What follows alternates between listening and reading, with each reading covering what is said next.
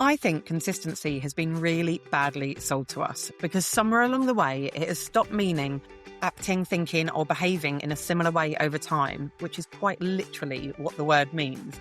And instead, it has become this buzzword that gets bandied around by experts on social media and used to shame you for not posting every day, always being visible, always on, never stepping back, and constantly trying to keep up with something that doesn't really reflect how most people actually live or run a business. So in this episode, I want to talk about what consistency can look like when you take all of that pressure away, when you strip it back to what it actually means. And I'm going to walk you through 3 shifts that make it feel a lot more realistic, a lot more flexible, and a lot more doable in real life without burning yourself out in the process. But before we dive in, if you are new here, hi, I am your host, Becky.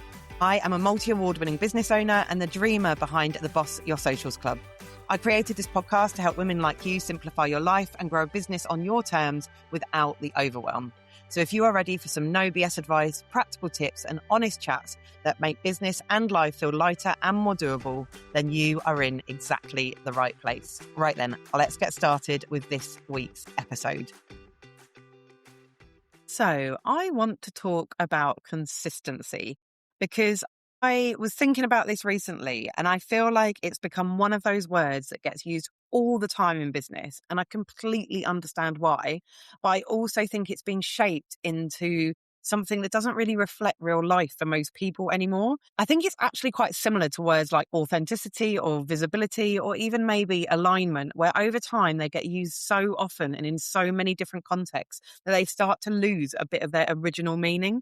And everyone begins to interpret them slightly differently depending on what they've been taught or what they've seen online. And we kind of forget about what the words actually mean. And for me, consistency has definitely become one of those. I hear it all the time in different ways. People saying, I just need to be more consistent, or I'm really struggling with consistency, or I know I should be posting more regularly, but I just can't stay consistent.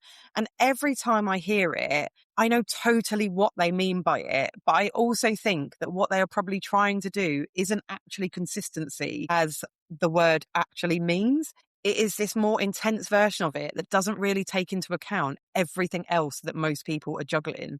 Because somewhere along the way, consistency seems to have become this idea that you are always visible, you are always creating, you are always showing up, you're never really stepping back. And if you're not doing all of that, then somehow you've fallen off and you're not doing it properly. And I just don't think that reflects how most people actually live while running a business, especially if you are predominantly running that business by yourself. What I tend to see instead is people trying really hard for a while, pushing themselves to show up more, trying to get on top of everything, and then feeling really overwhelmed because it's not actually sustainable for their capacity and their actual life. So they pull back and then they feel like they've fallen off and then they start again. And that cycle is what makes consistency feel so heavy. It's not a lack of discipline, but a mismatch between what you're trying to do and what your real life actually allows you to do.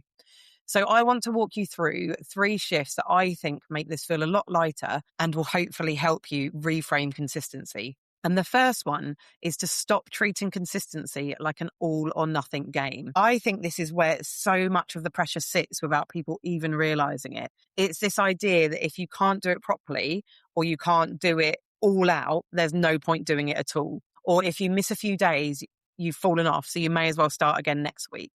Or if you can't stick to your full plan, then just don't bother at all that day. And it's that mindset that creates this constant stop-start cycle where you're never actually building momentum. You're just repeatedly resetting everything back to zero. And that's a bit, for me, that makes consistency in the way that most people seem to view it feel so exhausting, because every time you come back to it, you're not continuing something, you are starting again. So one of the biggest shifts here, and that's why I'm starting with this one, is softening that a little and allowing consistency to include the in-between moments too, the imperfect ones, the small ones, the ones that don't feel like they count, but they actually do. because consistency isn't really about perfection in the moment. It's about repetition over time. And repetition over time can look a lot less intense than people think it needs to. I always come back to this idea that done is better than perfect when it comes to visibility. And if you've ever worked with me or you've ever been a member in Boss Your Socials Club, you will know that I talk about this a lot. Done is better than perfect, because visibility is what actually builds trust, not perfectly planned weeks or polished content or flawless execution of a plan or what you've planned out to do. It's just you being seen in whatever capacity you have that day. Sometimes that might be a story where you're just talking without overthinking it. Sometimes it might be a simple post that isn't overly refined. Sometimes it might just be showing up in a way that feels doable rather than ideal and perfect. And the more you let that be enough, the more you break that stop start cycle that I was just talking about. And the more consistency starts to feel like something you're inside of rather than something you're constantly trying to get back to. And I think that is really important. That's why I've started there. And it kind of naturally leads into the second shift that I'm going to talk about, which is to stop confusing consistency with visibility. So another reason I think consistency feels so hard, and I've noticed that consistency feels so hard for so many of the women that I've worked with, is because the word itself has slowly started to mean something it was never actually meant to mean. We've stopped using consistency just to describe acting, thinking, or behaving in a similar way over time, which is quite literally the definition of what consistency means. And as business owners, instead, what we've started to do is quietly merge it with visibility. So consistency has become shorthand for being seen, for posting regularly, for showing up online, for never going quiet, for always having something to share. And I think it's really important to separate those two things again, because they are not the same thing. Visibility is about how often people can see you. Consistency is about the pattern behind what you do. You can be visible without being consistent, and you can be consistent without being highly visible. You can also be less visible in certain seasons of your business and still be completely consistent in the way you're approaching it overall.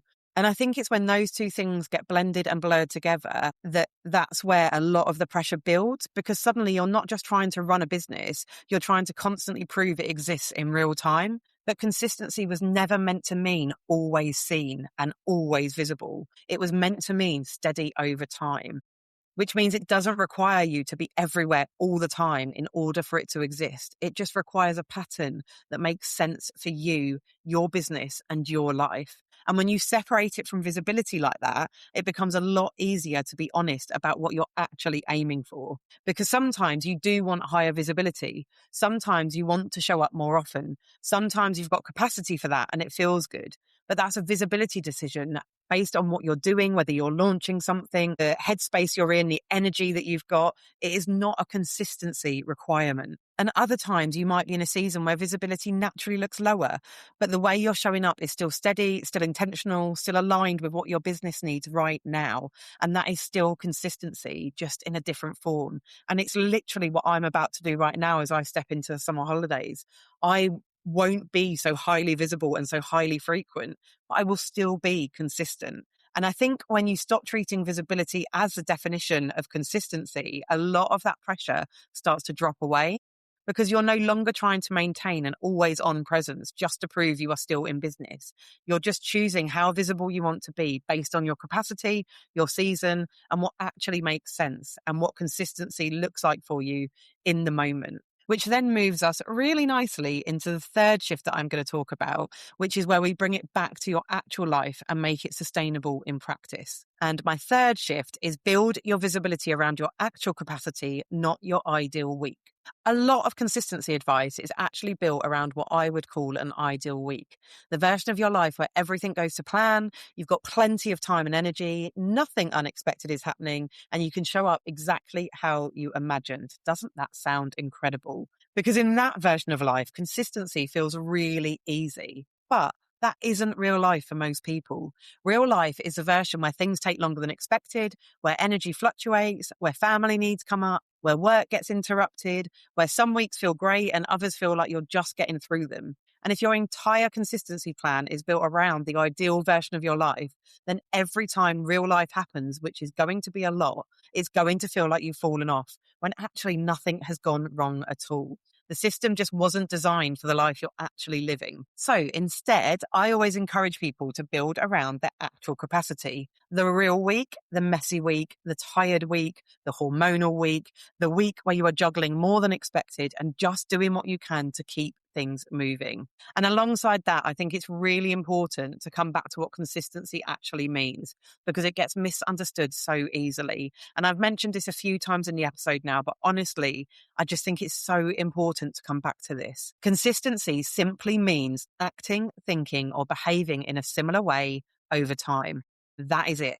Which means consistency can be posting every day if that genuinely works for you. It could also be posting 3 times a week, but it could also be posting once a week. It could even be posting once a month.